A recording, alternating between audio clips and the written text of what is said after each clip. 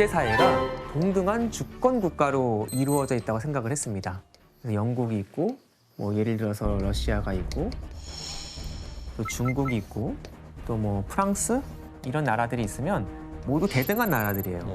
그래서 이런 대등한 관계를 전제로 무역을 하려 했지만 청나라가 보기에는 이제 세계의 중심에는 이제 청나라, 중국이 있고, 그리고 그 옆에 마치 태양 주변으로 위성이 돌듯이 여러 국가들이 존재하는 거죠. 즉 조공국들이 있는 거죠. 조공국들. 그리고 조공체제에 들어오려는 외부 침입자들, 외부 오랑캐가 있는 거죠. 영국이나 프랑스 이런 외부 민족들이 있는 겁니다. 자기 나라 빼고는 다 오랑캐라고 그렇게 생각을 봤던 한 거죠. 그렇기 때문에 이제 영국을 조공 무역을 요청하러 이민족으로 보았기 때문에 외교 관계를 맺거나 또 나라의 문을 열려고 하지 않았던 거죠.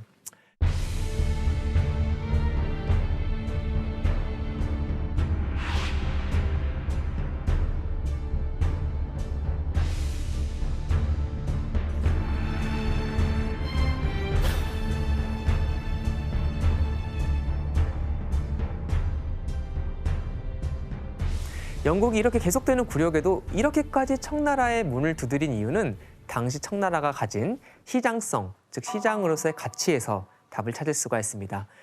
앵거스 매디슨이라는 경제학자가 제시한 자료에 따르면 세계에서 중국이 차지하는 GDP의 비중을 지금 환산하면요, 약 33% 정도였다고 해요. 전 세계 GDP의 3분의 1이요?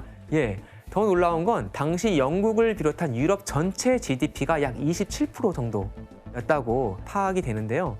거의 그 당시에 세계 1위 경제대국이었네요. 그렇죠. 지금의 뭐 미국이 차지하는 그런 경제적인 위치를 청나라가 차지하고 있었죠. 게다가 청나라는 당시 인구가 어마어마했습니다. 1830년경의 인구가 이미 4억에 육박했습니다. 이런 상황에서 경제력과 소비 인구를 갖춘 청나라는 정말 매력적인 시장으로 보일 수밖에 없었겠죠. 요즘도 그러지 않나? 그 뭐 핸드폰 같은 거 자국 미니만 다 써도 세계 판매 1위 아니에요? 그렇죠. 그잖아요. 중국에 라면 하나씩만 팔아도 15억 개잖아요. 그러니까요. 네. 그런데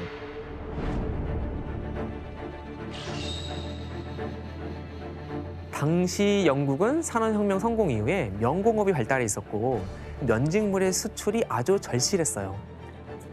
그런데 이렇게 제한적으로 무역을 하니까 당연히 영국과 청나라의 거래량도 적었겠죠. 그런 상황에서 영국이 또 파는 것도 별로 없었잖아요. 그리고 차 수입량은 계속해서 늘어나고 그래서 난간에 빠지게 됩니다. 이 문제를 해결하기 위해 영국이 생각해낸 해결책이 바로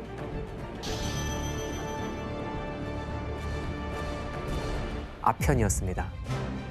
사실 영국이 처음부터 이 무역에 관심이 있었던 건 아니고요. 당시 처음에 청나라에 수입된 아편은 지금의 인도네시아의 그 자바섬이라고 있습니다. 인도네시아의 자바섬 아편이 청나라로 많이 수입이 되고 유통이 됐었는데 나중에 영국이 이 자바섬을 차지하게 됩니다. 그래서 자바와 청 사이 아편 무역에 끼어들게 되는데 그 과정에서 아편 무역이 꽤 이익이 된다는 걸 알게 돼요. 그래서 어쩌면 이 아편 무역이 우리가 그렇게 고민하던 무역 적자를 줄일 수 있는 열쇠가 될 수도 있겠다라는 가능성을 발견하게 된 거죠. 그리고 이때 이 과정에서 청나라의 아편 팔 것을 적극적으로 주장하고 나선 그런 곳이 있었습니다.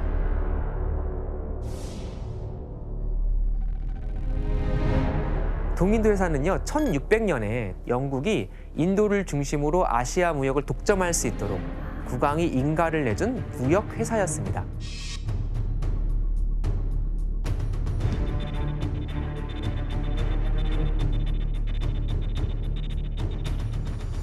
초기에는 향신료, 설탕, 면직물 등의 품목으로 무역을 하다가 나중에는 식민지에 직접 농장도 만들고 나중에는 사실상 식민지로 다스리기도 하죠. 사실 회사지만 영국이 거대한 제국을 건설하는데 동인도 회사가 정말 거의 큰 공을 세웠다고 할 수가 있겠죠.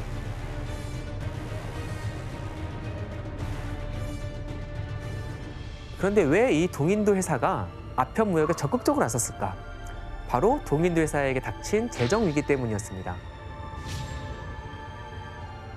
동인도 회사가 인도를 정복하는 전쟁을 치르는데 이 정복 전쟁 과정 속에서 엄청난 부채를 지게 되거든요. 그래서 청나라에 무역을 해서 이익을 내서 이 부채를 충당하려 한 거죠.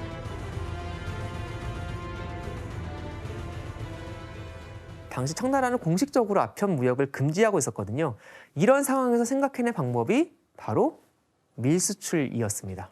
직접 못 파니까 이제 밀수출을 하게 된 거죠. 그런데 동인도 회사는 직접 밀수출에 관여했다는 걸 알리지 않기 위해서요. 영국인 사무역상들에게 인도에서 생산된 아편을 판매했습니다. 그럼 이 개인 사무역상들이 청나라 연안까지 가서 거기서 청나라 밀수업자들을 만나서 아편을 파는 거죠. 와. 그리고 밀수업자들이 들고 광조에 들어가서 파는 거죠.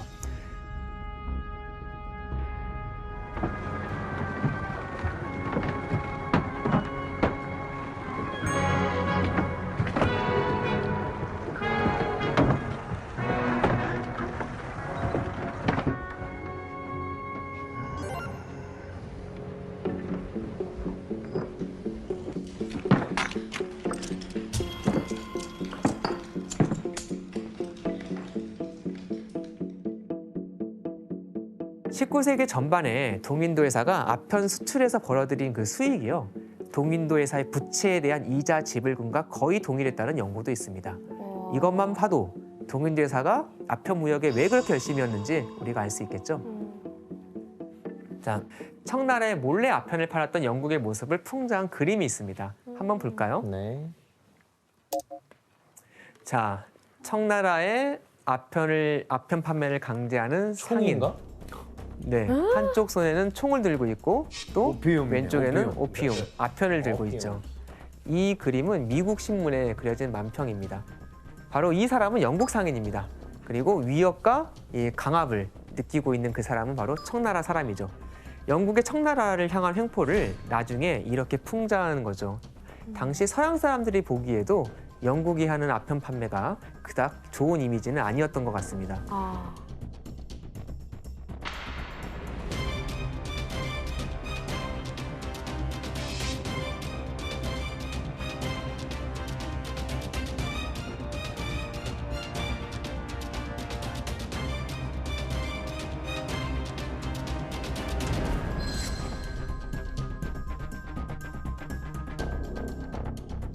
자, 그럼 이런 방식으로 당시 얼마나 많은 아편이 청나라로 수입됐는지 한번 그래프를 보겠습니다. 야. 톤이야 이것도. 자, 18세기 중엽까지만 해도요. 청나라로 수출된 아편의 양이 그렇게 많지는 않았습니다. 그러다가 1776년부터 아편 수출이 아주 급증하게 되죠. 이런 추세는 계속해서 더 강화되어서요. 청나라의 무역 극자가 감소하기 시작했고 나중에는 적자로 바뀌게 되죠. 청나라가 당시 수입했던 물품의 약 57% 정도가 아편이었습니다. 절반 이상이 아편인 거네요. 그렇죠. 아편 하나로 청나라가 열리지 않았던 그 문을 영국은 열고 있었던 거죠. 자, 그럼 이런 방식으로 오랜 시간 차 수입으로 인해서 엄청난 적자에 시달렸던 영국은 결국 이렇게 무역 적자 문제를 바로 아편으로 해결을 했던 거죠.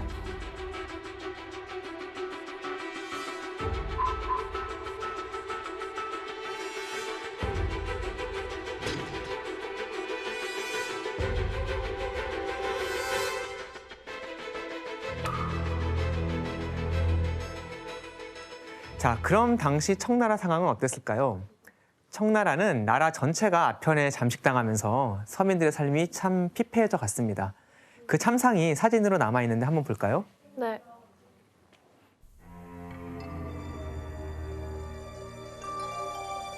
자, 사진 속 모습이 어때 보이세요?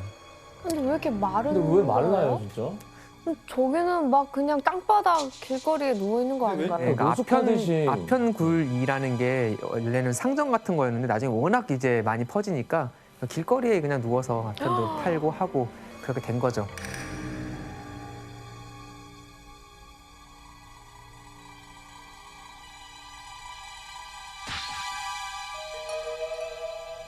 사진으로 보는 것처럼 청나라 아편 문제는 정말 심각했습니다. 아편에 빠진 관리들은 일손을 놓고 누워서 지내는데 바빴죠. 서민들도 청나라 말기잖아요. 여러 가지로 삶이 어렵고 그 팍팍한 삶을 잊기 위해 너도 나도 아편을 피우느라 식음을 전폐할 정도였습니다. 기록에 따르면 청나라 수험생들이 시험을 치르러 거의 어렵게 정말 베이징까지 가서 시험을 치러야 되는데 아편 중독 증상 때문에 시험을 치르다 쓰러지거나 심지어 시험을 치르다 죽는 경우까지도 나왔다고 합니다. 이렇게 아편은 중국 남쪽의 특정 계층이 아니라 전국의 다양한 계층까지 퍼져 있는 그런 상황이었습니다.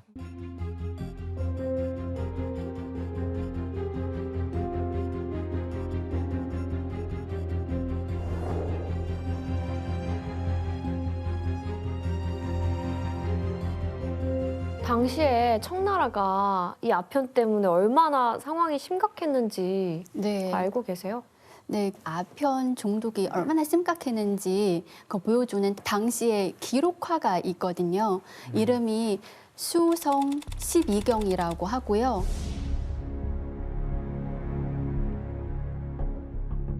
좋은 집안의 젊은 도련님이 호기심에 아편관에 들어갔다. 그게 비참한 인생의 시작이 될 줄은 몰랐다. 아, 한 손에 들고 있네 지금. 네, 아편 파이프네요. 도련님이 매일 아편관에서 아편을 즐기면서 돈은 점점 바닥났다. 아내가 울면서 그만두라고 말렸지만 도련님은 이미 아편에 중독돼 아내와 아이를 염두에 둘 수 없었다. 아편 때문에 도련님의 건강 상태가 날로 나빠지고 있다. 몸엔 뼈밖에 남지 않았다. 아편 때문에 집에서 팔 수 있는 것을 다 팔고 돈까지 빌려도 빚을 갚을 수 없다. 빚쟁이도 받기 뭐 할 것 같아요. 갔는데 저러고 있으면. 도련님은 돈이 없어서 아내와 아이를 팔았다. 아내와 아이는 슬퍼서 통곡했고 어머니는 화가 나서 돌아가셨다. 아이고. 팔려가는 거구나. 이 지경이 된 것이 다 아편 때문이라는 것을 깨닫고 반성했다.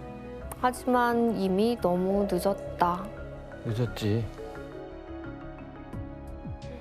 그러다 눈이 오고 찬바람 부는 날 도련님의 생은 막을 내렸다. 정말 참 비참하네요. 네. 그렇죠? 보니까 어떤 생각이 드세요? 진짜 그 아편 하나로 사람 인생 그 한 가정이 망가져 버린 거잖아요. 네. 파탄이 난 네, 거죠. 파탄이 난 거죠. 중국 정부는 뭐 했어요 그동안? 사실 그런 질문이 당연히 나오죠. 네. 그렇죠?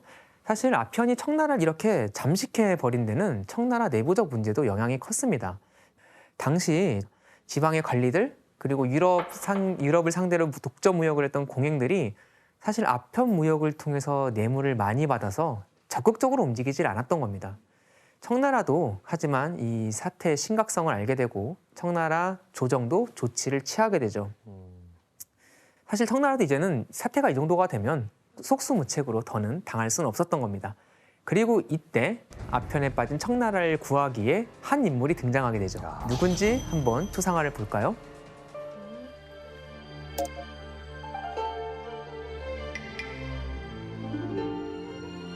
동영 씨는 아시죠? 네. 그 임칙서 그 중국 발음으로 린저슈라고 하는데요. 이분이 중국이 그 서양 선진의 어떤 문물나 새로운 지식을 우리가 받아들여야 한다고 주장을 하면서 세계로 시야를 넓혀야 한다고 이렇게 외친 최초의 중국인 깨어 있으신 분이네요. 그렇죠. 예.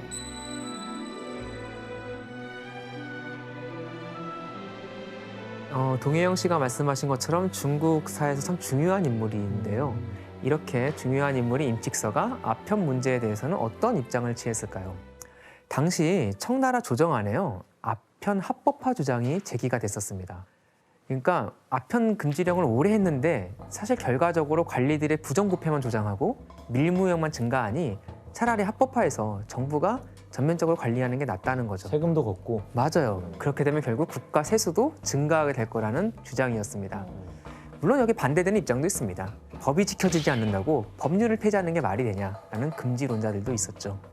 이때 임칙서라는 인물이 황제에게 상소문을 올린 거죠. 이 상소문에서 임칙서가 제시한 해결책이 두 가지였습니다. 첫 번째는 도덕적인 치료입니다. 아편 중독자들은 도덕적으로 병든 사람이다. 그러니까 국가가 요양원을 만들어서 이들을 치료해야 된다라는 거죠. 국가가 나서야 된다는 거네요. 그렇죠. 그리고 두 번째는 이제 악의 근원을 차단해야겠죠.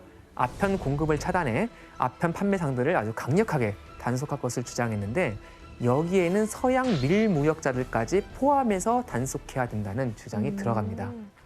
황제는 임직서의 의견이 꽤 실효성이 있다고 생각을 했고요.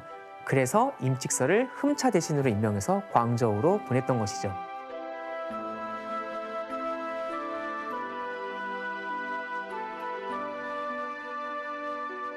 자, 그러면 임직서가 광저우로 온 후 가장 먼저 했던 일은 무엇이었을까요?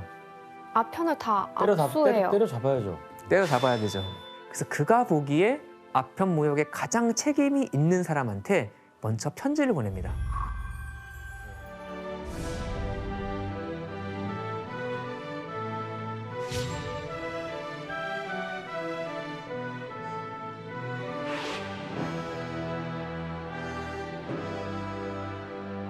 당신네 배는 청나라의 큰 이익을 보러 옵니다. 이 이익은 청나라 백성들로부터 나옵니다. 어떻게 당신네 외국인들은 그들에게 이익을 준 사람들을 해치려 이 독국물을 보내므로 자신들이 받은 특별한 혜택을 피해로 갚을 수가 있습니까? 우와, 멋있는데요? 예, 근데 실제로 진짜 맞잖아요. 맞는 말이죠. 그쵸. 끄덕끄덕하죠. 맞는 말인데 그 나라 여왕한테 이런 네. 말을 당당하게 할 수 있다는 거는 네. 임직서라는 사람이 되게 배짱이 있는 사람이었던 것 같아요. 사실은 이제 편지 자체가 공개 편지였기 때문에 빅토리아 여왕한테 직접 전달됐는지는 정확히 알 수는 없습니다. 빅토리아 여왕이 이 편지를 읽었는지 불확실하지만 편지를 공개하고 얼마 후에 타임즈 오브 런던이라는 신문에 이 편지가 실렸고 그래서 많은 영국 사람들이 이 편지를 보고 아편 무역에 대해서 알게 되고 또 실상 이렇구나 하고 충격을 받았다고 합니다. 그러니까 이게 공론화가 된 거네요. 이제. 네, 편지의 목적이 대의 명분을 주장하기 위함이었지 여왕한테 뭐 특정인에게 직접 전달하는 게 주된 목적은 아니었겠죠. 이렇게 편지를 통해 아편 문제의 불공정함을 알린 임직서는 이제는 그와 동시에 아편 판매상에게 물리적인 압박을 가하게 됩니다. 1,700여 명의 청나라 아편상을 체포하고 7만여 개 이상의 아편 파이프를 몰수한 거죠. 그런 다음 외국 상인들에게는 처음엔 아편을 그냥 넘기라면 안 주니까 이 아편과 차를 교환해 줄 것을 제안하는데 상인들은 이걸 거부하죠. 그러자 광저우에 있는 영국 상관을 봉쇄해버립니다. 그래서 47일간 350여 명의 서양인들을 구금해요. 그래서 결국 이들도 그들이 갖고 있는 아편을 넘겨주게 되죠. 와. 자, 그럼 이때 임직서가 넘겨받은 아편의 양이 얼마나 되었는가? 모두 120만 킬로그램이라고 합니다. 와. 감이 잘 안 오시잖아요. 상자로 2283개. 1톤 트럭으로 1200대 분량의 엄청난 양이죠. 당시 가치로 약 900만 달러의 가치였어요. 그리고 이제 문제는요. 이걸 없애는 것도 문제 아닙니까? 이렇게 많은 걸. 그렇죠. 임직서는 이렇게 걷어들인 아편들을 폐기했는데 어떻게 없앨까 좀 이렇게 연구를 하거든요. 그런데 알아낸 게 아편은 소금과 석회를 섞으면 그 성분이 이렇게 상당히 떨어진다는 것을 알게 됩니다. 소금이 있는 데가 어디겠습니까? 바다. 그래서 500여 명의 인부들을 동원해서 이들이 23일간 이 아편을 넣고 여기에 석회를 같이 부어서 용해시켜서 바다에 버려버렸죠.